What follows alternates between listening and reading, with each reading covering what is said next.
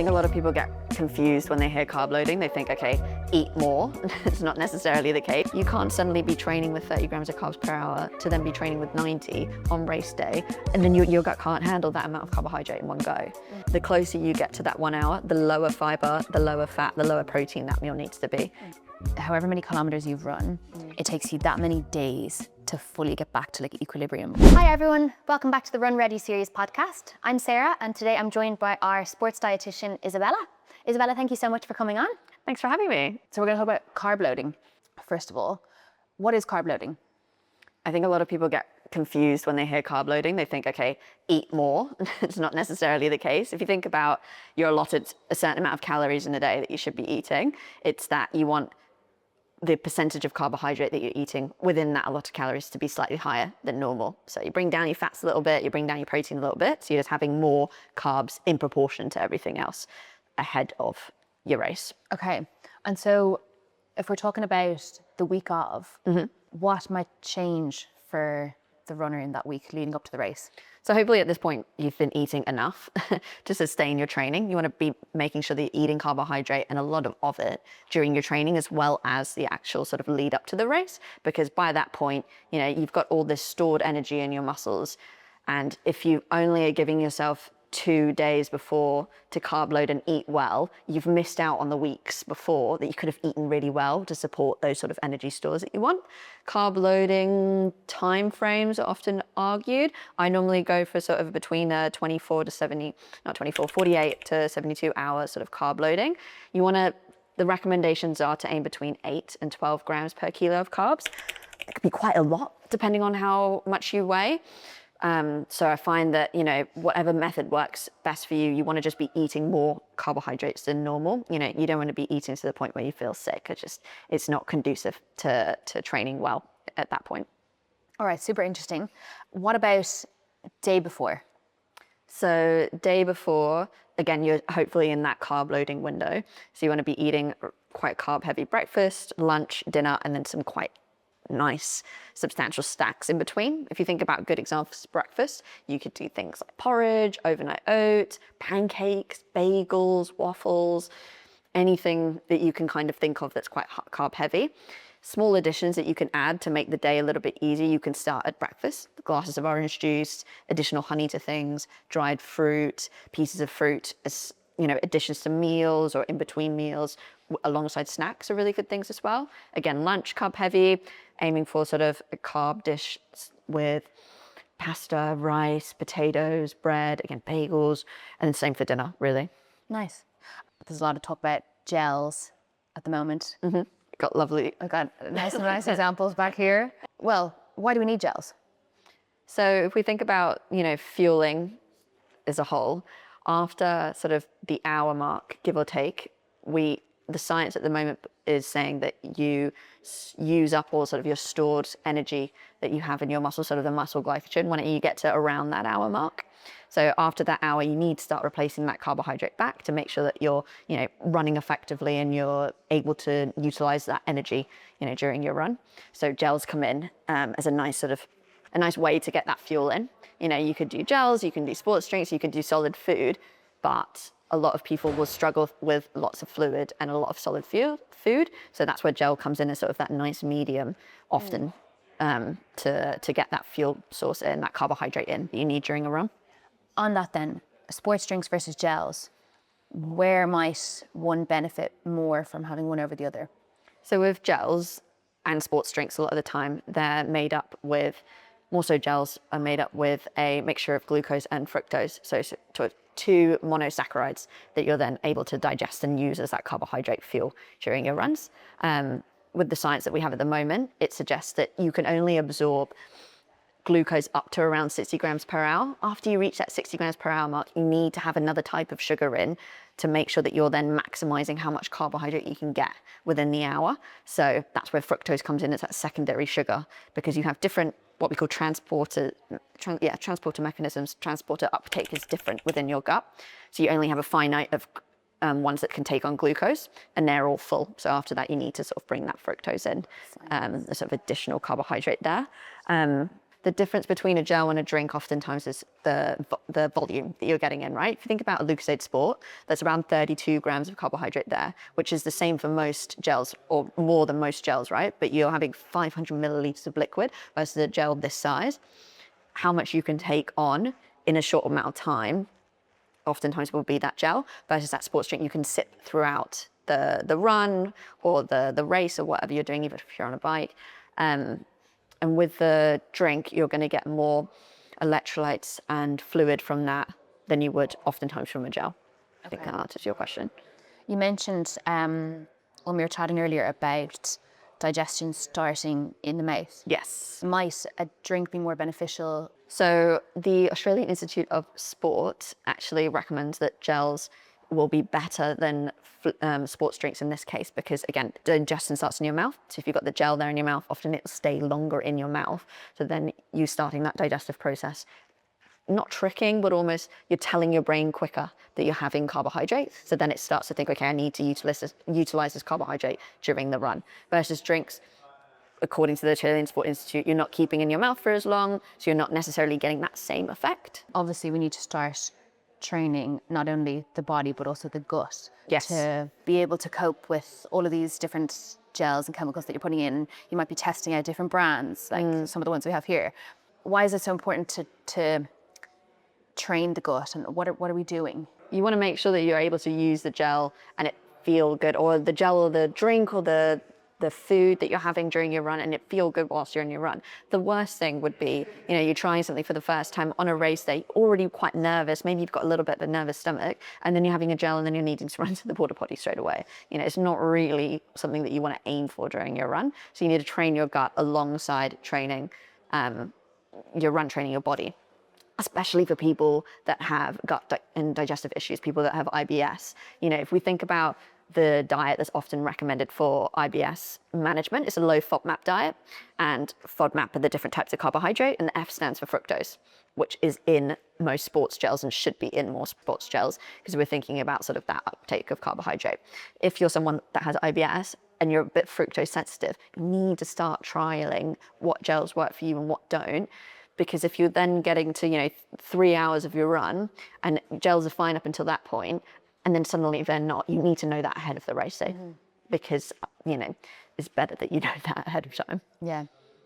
Toilet talk is a bit taboo when it comes to race day, but it's so important, like not only for your dignity, but also if you're trying to PB, there's no time to go to the loo. Yeah, exactly. So I see how it's so important to make sure you have a dress rehearsal for race day, like several of them, and test out your different brands and see what works. Yeah, and if you think about the recommended amount of carbohydrate that you should be having per hour, how that increases as the length of the run increases, you can't suddenly be training with 30 grams of carbs per hour to then be training with 90 on race day, and then your gut can't handle that amount of carbohydrate in one go.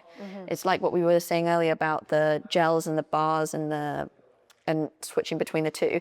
Having like these carbohydrate bars for the first time on a race day, it's not always going to go down very well. You're going to have struggle with breathing and eating at the same time. It's something you need to practice ahead of time. It's often a lot easier on a bike because you don't really have to think about sort of that breathing as much unless you're going uphill. So it's something you definitely need to practice ahead of time. Yeah, you mentioned that when we were chatting earlier about people who run and cycle, and the feeling is so different, like you said, because you're kind of bouncing around, the breathing is different, and you perhaps need more when you're on a bike than you do when you're running. Or I feel like you can often tolerate more on a bike than you can with a run. Some people, they cycle and then they go straight into running and they have 90 grams per hour whilst they're cycling. Amazing. And then they try and replicate that off the bat with the run. It's not always going to translate as well, annoyingly, frustratingly sometimes. All right. Electrolytes. Electrolytes versus fluid in general. What can you tell people about that? You want to be really well hydrated before you start any kind of race. It's not that you need to chug loads and loads of water the night before, but you need to make sure that you're waking up well hydrated. If you think about the London Marathon this time last year, it was really unexpectedly hot, and a lot of people struggled with that run because they weren't well hydrated leading up to the run, and then during the run they didn't really take on a lot of fluid because that wasn't how they had trained beforehand. So you need to train with taking on fluid whilst you're running to make sure that you're getting in that fluid because, you know, you don't want to end up in a situation where you're really dehydrated unexpectedly. If you think about electrolytes and how that comes in, if you're someone that's quite a salty sweater, you're going to be losing a lot of salt whilst you're running. So you need to start replacing that back in. You know, within a westernized diet, we often are getting a sufficient amount of salt within our diet. So you don't necessarily need to supplement with electrolytes if you're already eating well and you're having enough salt in your diet. But on those days where it's particularly hot, you're sweating a lot more than normal, it makes sense to then supplement that electrolyte back in. Okay. What are your thoughts on different sources of energy? So sometimes during a half, I'll have like a little, you know, there's little energy tablets, and I'll split one in half. And for the last couple of kilometers, I'll just have one of each of those. And then maybe like a Percy Pig, and then like a couple of gels, you know, like how important is it maybe to vary them? Because you hear of people having like their 5th gel and they just can't stomach it for the last one. It's really common when you get to sort of that 3-4 hour mark. Again, we're talking about marathon to 3-4 hour mark, where exactly you have had 4 or 5 gels and you just cannot think or stomach or look at another gel. You need to have different fuel options so that you're kind of flitting between during the run to sort of long out, it's not a great way of putting it, sort of extend that palate fatigue and put it off as much as possible. So having different types of gels, you know, works. Having different types of carbohydrates, Haribo's, Percy Pigs that you mentioned, you know, those sort of like little carbohydrate tablets or blocks are great. These bars, again, if you can stomach them, are another great way of having a bit of variety when it comes to carbohydrate. Powerade, Lucozade Sport, I'll often recommend sipping just sort of throughout when you can fit that in. Again, because you're getting in carbohydrate, you're getting fluid, and you're getting a bit of electrolytes as well at the same time with those sports drinks. Okay, nice. So one of these has caffeine in it. Yes. When is caffeine useful, and when should we maybe be a bit more cautious with caffeine? Yeah, so caffeine is one of the most researched sports supplements out there. You know, it can be really beneficial when you're sort of needing that little bit of energy, a little bit more of a push, but it's also a gut stimulant, so you need to be quite careful about how you implement it in.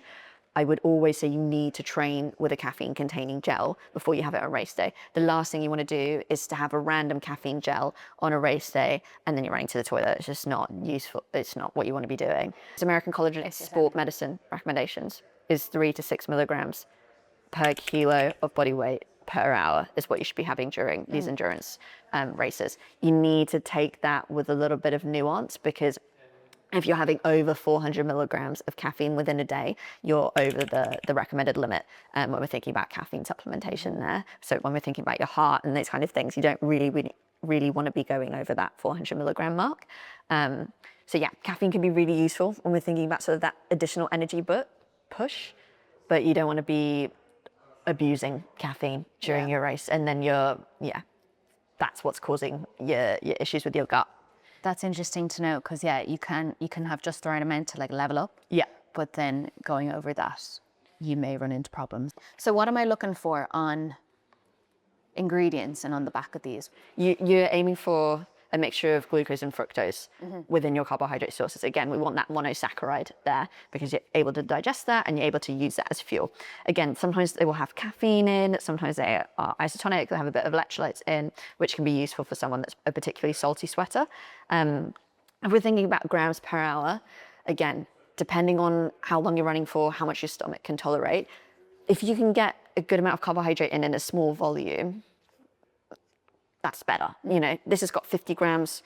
It's got 50 grams of carbs in. Nice. No way. So this has 50 grams of carbohydrate in.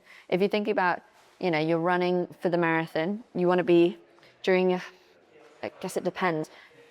If you're aiming between 60 and 90 grams of carbohydrates and you've got 50 from here, great. You just have a couple of sips of a Powerade, a couple of sips of a Lucozade Sport, you're over that 60 gram mark already, and you could start to aim towards closer to that 90 grams of carbohydrate per hour.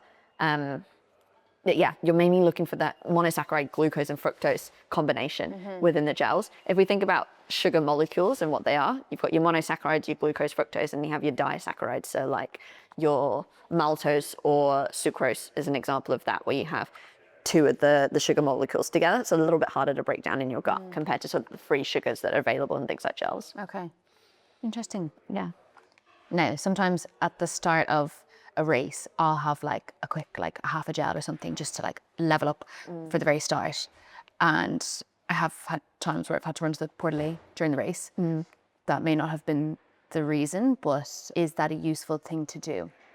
Definitely, if you've practiced it. If you haven't practiced it and then you go and you have a gel right before and you're already a little bit nervous, it's probably not going to be as effective as you want it to be. There's some research that supports that having some kind of carbohydrate boost within 15 minutes of starting a race can be really useful. But if you're not doing that properly, if you've never practiced it before, again, maybe you're having a gel that you've never had before and it's got caffeine in again, you know, you're not really going to be running your PB the way that you want perhaps if you're experimenting a little bit on race day.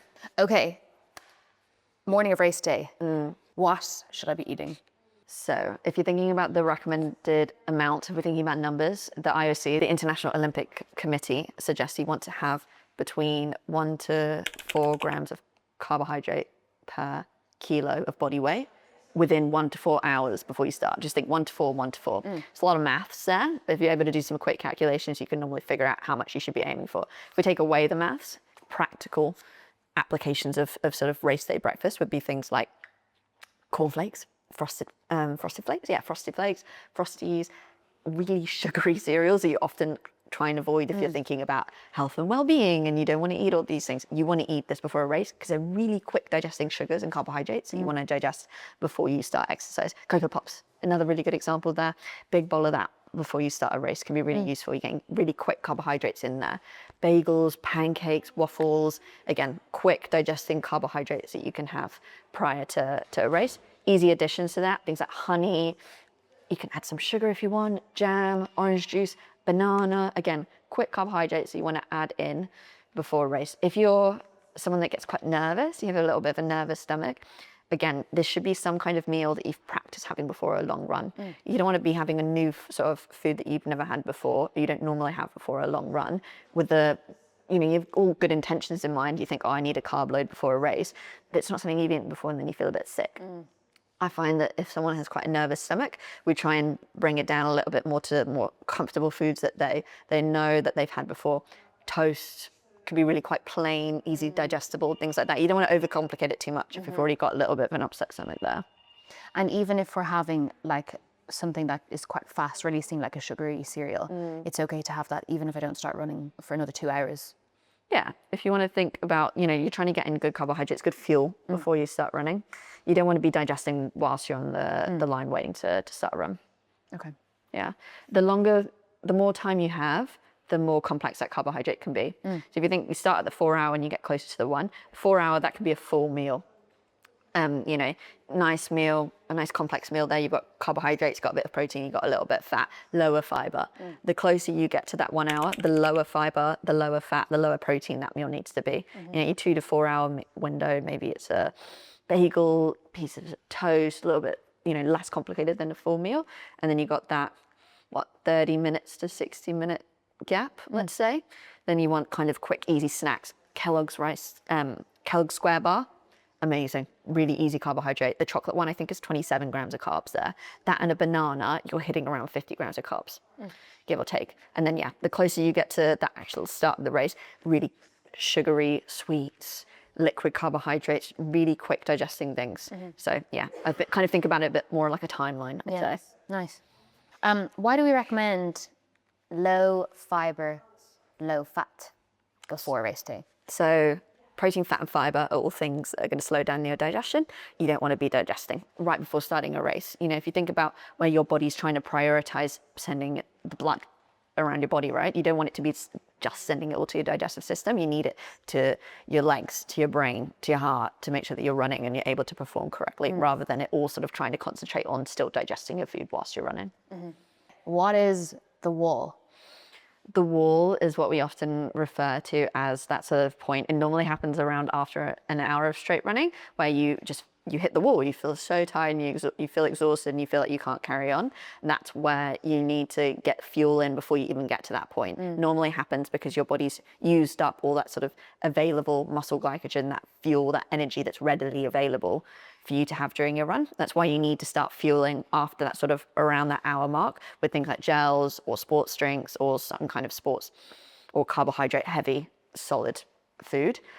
After that hour, where you're not then replacing that carbohydrate back and you've hit that wall, it's because your body is trying to use stored liver glycogen as energy, or try and use fat as a source of energy. It's really hard to use fat as a source of energy, so your body struggles with that because it takes such a long time to do that. And a lot of people hear, oh, fat burning, oh, great. It's really hard for you to get to that point, and you don't technically then lose body fat. You're using stored fat as that source. So it's not something that is going to be effective running on empty. It's just, it's like running your car on empty. It's not something that you would necessarily do. Okay. Race is finished. I've PB'd. What am I having for my dinner? So immediately after a race, I normally recommend chocolate milk. Sounds really silly, but if you're thinking about a good carbohydrate to protein ratio, it's around 3 or 4 to 1 carbs versus protein. If we're thinking about refueling, repairing, and rehydrating, chocolate milk is a really great facilitator of all 3 of those things. You know, milk naturally will have a carbohydrate and protein in. You've got a bit of electrolytes there, and then you've got fluid as well because it's a drink. So you're hitting all 3 things at once. I normally say to have that within 30 minutes to 60 minutes after finishing a race. You know, oftentimes people find that they're not very hungry after finishing a race. So this can be a really great way of getting in, you know, some fuel after a run, after a race, without feeling like you need to have this really big meal right after finishing. After finishing a race, I know oftentimes people will go and have a pint or 2 afterwards, try and avoid going too crazy afterwards, I'd say. Because if you're thinking about it, you know, dehydration point of view and muscle recovery, you really don't want to be waking up the next day feeling like you can't walk or even get out of bed. If we're thinking about sort of the elites, a lot of the time they're recommended to eat something every hour on the hour for 4 hours, which for the average person isn't going to happen. So that's why I often say chocolate milk is a really easy way to make sure you start that recovery process as quick as possible, and to make sure you have a nice balanced meal. You know, you've run 42 kilometers. Why are you then going to, okay, you do your chocolate milk, great, and then you don't eat anything for 3-4 hours afterwards? You're not really going to be, you know, doing the best sort of recovery for your muscles. So I'd often say, yeah, chocolate milk, and then a nice balanced meal, lots of carbohydrates, proteins, refueling, rehydrating, and repairing are the 3 things you want to do after a race. So I suppose from a physiotherapeutic perspective more so, there's evidence suggesting that it takes however many kilometers you've run, it takes you that many days to fully get back to like equilibrium, all of your like metabolic kind of homeostasis. Wow. Is there any like evidence for food in that sense? Like, do I need to be doing anything special like after a race day to make up for the fact that I've been like bashing the pavement for 20 weeks? You don't need to be carb loading or having any sort of ridiculous diet, but you should be eating enough to support, you know, your average daily function. You know, you can probably bring down your carbohydrate a little bit, but you don't want it to then go straight back to having salads with no sort of carbohydrate in for lunch. You know, you need to still eat well after finishing. You know, hopefully you're not training as much as you were prior to the marathon. So you kind of need to match your nutrition to your training, but also make sure that you're not going a bit too crazy with then trying to undercut your nutrition. You're still recovering. You still need to repair your muscles and sort of make sure that you're taking care of your body after a race. So perhaps not specific to race day, but do you have any tips or advice about the use of supplements? Yeah. So if we're thinking about everyone in the UK, you should be taking vitamin D. We're just not getting enough sunlight here to mean that you can't supplement that. If you're thinking about strong bone health, it starts now. You know, in the UK, I think it's 60 years old that the NHS then recommends that you supplement vitamin D, and it then adds that onto your list, probably very long list at that point, of medications and supplements that you should be taking. You should be taking vitamin D now. Your bones are built for later life now, so you should be taking vitamin D. Other things I'd say to supplement with, creatine, again, is a really well-researched sports supplement, something that you can add in to your routine. I would say with creatine, you need to supplement it every day for it to be effective. Differing information about how much you should be supplementing. Some people recommend between 3 and 5 grams. Other people will do 0.1 grams per kilo. So if you're 75 kilos, it's 7.5 grams. I normally go for a more weight-specific approach. If you think about someone that's 50 kilos versus someone that's 100 kilos, that person with 100 kilos, more likely than not, has a lot more muscle mass on them. So they have a lot more room to then supplement that creatine in. Other supplements that could be useful if someone's injured, there's some evidence to support collagen supplementation. I would say with collagen, you need to take it around 30 to 60 minutes before working that particular muscle, tendon, or ligament that you want to be focusing on. The recommended amount is quite high. It's around 20 grams of collagen for it to be effective. There's not enough evidence to support it sort of being useful for skin, hair, and nails at this point. The most evidence we have for it is for that muscle repair and joint repair. It's something that a lot of like Premier League football teams will start to supplement in with injured players. And that's the science that we have at the moment in terms of supporting injury recovery and repair. What are your top 3 tips then for listeners on race day? Don't experiment on race day. You should have been practicing leading up to this. You need to make sure that you know what you're doing during your race so that you can run the best that you can during the race. Carb loading doesn't necessarily mean overeating. It means eating more carbohydrate in comparison to the other foods that you have within your diet. And chocolate milk. I really suggest chocolate milk. Yeah, chocolate milk after a race. It's great.